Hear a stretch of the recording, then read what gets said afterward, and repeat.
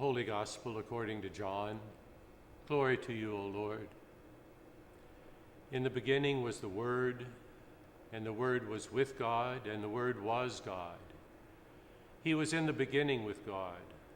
All things came into being through him, and without him not one thing came into being. What has come into being in him was life, and the life was the light of all people. The light shines in the darkness, and the darkness did not overcome it. There was a man sent from God whose name was John. He came as a witness to testify to the light, so that all might believe through him.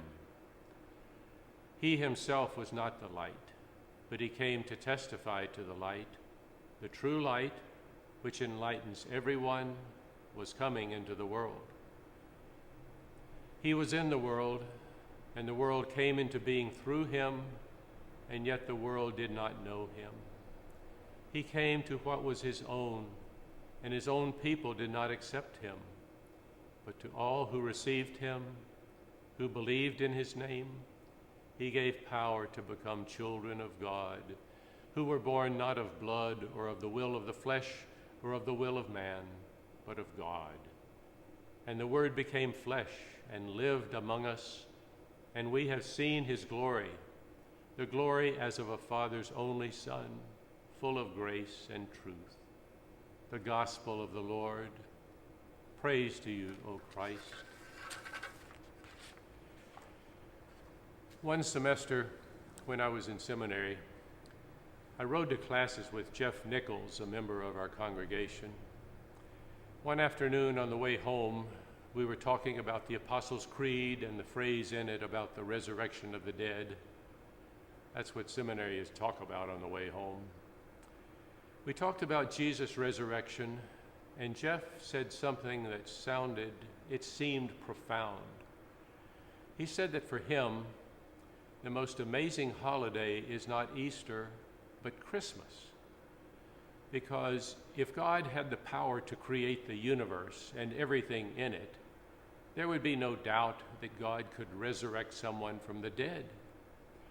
But he said that the astonishing thing is that at Christmas, God would choose to send Jesus here in the first place, knowing where Jesus would end up. God chose to send Jesus here because God has a problem, has always had it, always will. It's a bad problem, one that even God, with all God's power, can't do anything about. God's problem? God is love. And what happens to those who love? They suffer. As C.S. Lewis said, to love at all is to be vulnerable. Love anything, and your heart will be wrung and possibly broken. The ancient Greeks said there were 5 different kinds of love. We say there's one, romantic love. But C.S. Lewis said that at bottom, there are basically 2 kinds of love: need love and gift love. He said need love comes from emptiness. It's always circular, going out from the subject to the object that has something of value, and then back to the needy person. It's always circular, from the need back to the need. But he said that gift love is the polar opposite. It is not born of emptiness, but of fullness, of abundance. And its goal is to enrich and to enhance, and so its course is always an arc, from the giving person to the needy person. And Lewis said that the uniqueness of the Christian religion is that God's love is gift love. But therein is God's problem. God so loved the world that he gave. He gave Jesus in a manger in Bethlehem, knowing the way he would be treated, knowing how he would suffer. In a play in 1946 by a German Lutheran minister, Gunther Rutenborn, who had lived through the 30s and 40s and the atrocities of World War II, he had seen his nation bring the entire world into war and seen it collapse. The play was about the question of who was to blame for the terrible suffering which the Jews, the Germans, and the whole world had experienced. And the play began with refugees milling about on a stage, arguing about who was to blame. Some said it was Hitler and his insane vision of a superior race. Others said it was the Jews and the stranglehold they had on the economy of Egypt.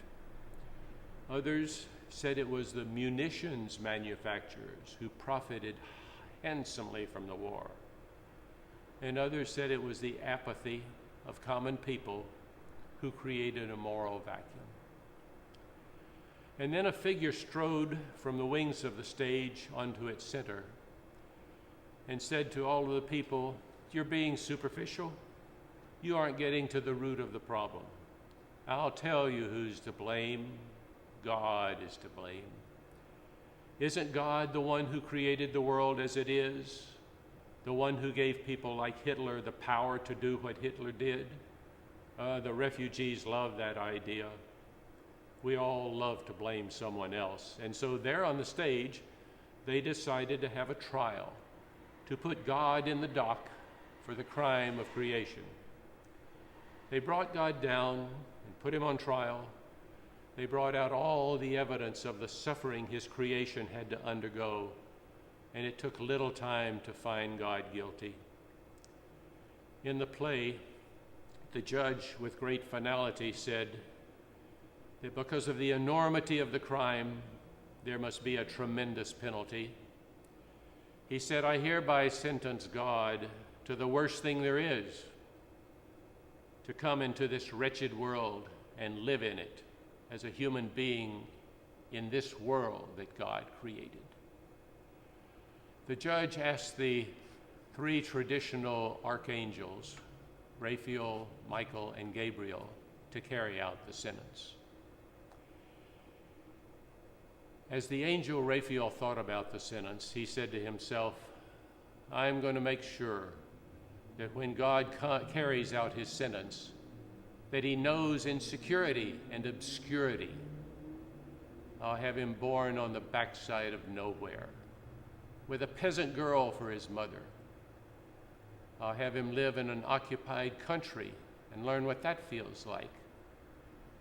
I'll make him a Jew in a Jew-hating world, in circumstances where there would always be questions about his birth, whether or not he was illegitimate."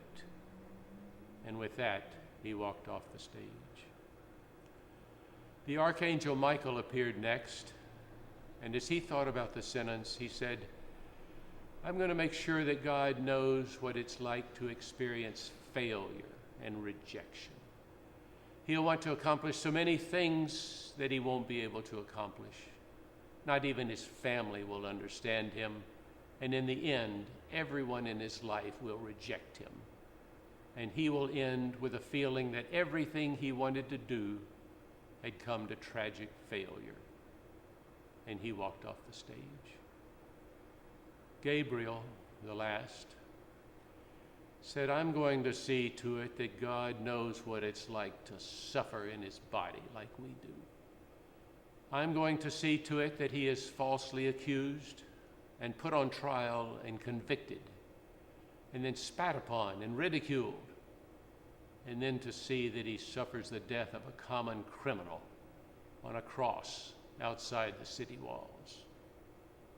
He walked off the stage, and the house lights go down, and in the dark silence came a voice saying, "God has already served that sentence. God already knows what it is like to be a human in this desperately hard world.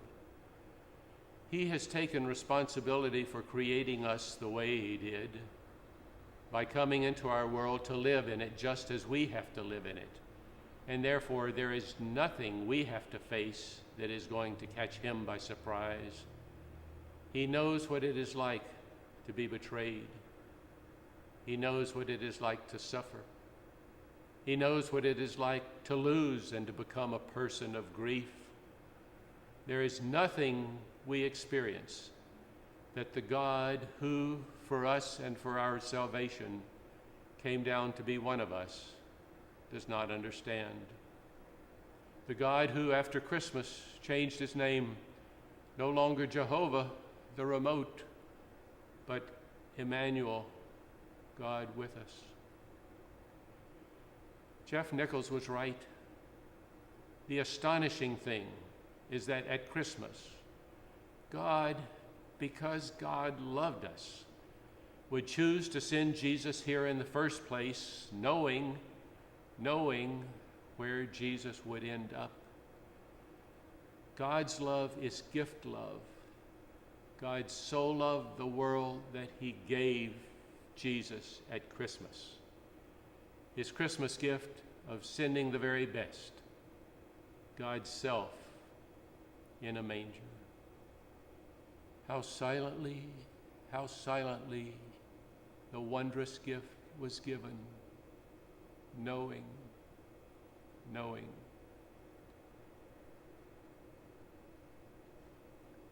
It almost breaks your heart, a love like that.